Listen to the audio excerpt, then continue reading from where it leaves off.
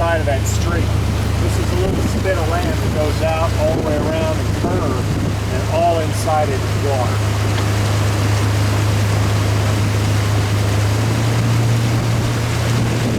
Yeah, that's part of that old sandbar too. They built on it. What's the adage?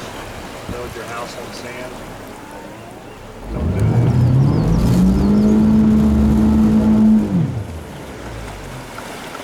All the junk cleaned off my prop.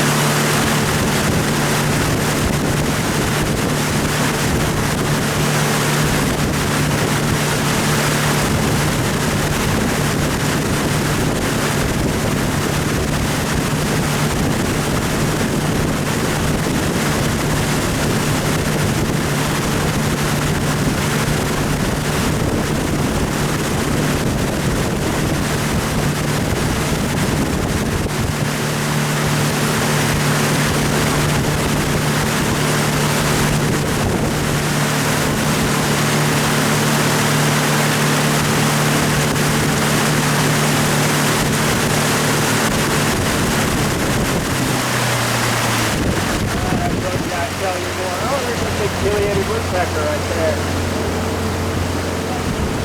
One of the largest woodpeckers on the lake.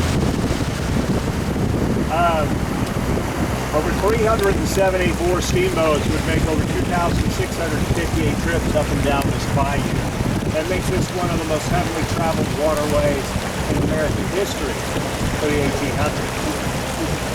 The steamboats that traveled this waterway were 150 to 250 feet long. They could be as wide as 80 to 100 feet. They carried 250,000 to 350,000 tons of cargo, and they did it all in 3 to 7 feet of water, depending on how they were constructed. They were roughly 6 times the size of Big Pines Lodge.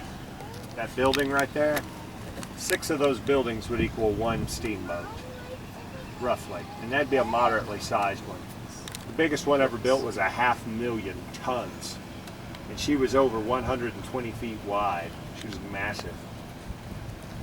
By comparison, our little steamboat, the Graceful Ghost, is 50 foot long, 14 feet wide, 2.5 stories tall. She's a 1/25th scale replica of a cotton hauler called the Maud Howe, which operated on this waterway in the 1800s. She is the last authentic, hand-wrought, wood-structured, wood-fired, steam-powered stern paddle wheeler left in the world. The Coast Guard was given commission over paddle wheelers, steamboats, following the destruction of the Sultana, April 16, 1865. Over 2,000 people will die when all 3 of her boilers will simultaneously explode. This is the last authentic representation of steam power left in the world, right here, the Graceful Ghost. Now, does this boat go to the same places we just went, or does it go somewhere else? It goes a lot slower. No, but I mean, if I took it out one day, would it go to a different area of the lake? You'd go up the bayou, turn around, and come back down. It can only stay on the main channel. She's restricted in her ability to where she can maneuver by the Coast Guard. Oh. Hey, that's that government regulation, folks. If you don't have any of it yet, you might as well get a little, because it is miserable. I got to be honest with you. Just think about the ones that blow up on it. Yeah, eight of the top 10 steamboat disasters, of maritime disasters, are. Well, I mean, a lot of the Sultana was just a greedy captain in an old boat and bad metallurgy. The big problem was the metallurgy of the day. It wasn't good. You know, they couldn't. That's what sunk the Titanic. The metallurgy was bad. It was subpar metal. You know, so when it got into freezing cold water, the metal became very brittle. It couldn't. You know, and for a long period of time, it takes the seas of the North Atlantic and that brittle water, so the minute the iceberg went through it, I mean, it was going down. Many of the steamboats of the 1800s, they had metallurgical problems. They had parts that would wear out because of the casting, voids in the casting not being right. Much of the metal was not, it wasn't good. I hope y'all enjoyed your tour. Thank y'all for coming out on the boat. It was a pleasure having y'all out here. If you enjoyed the tour, please tell your friends, family, and neighbors about us. If you didn't enjoy the tour, please don't tell anyone about it. Secret's safe with me. We accept chips of all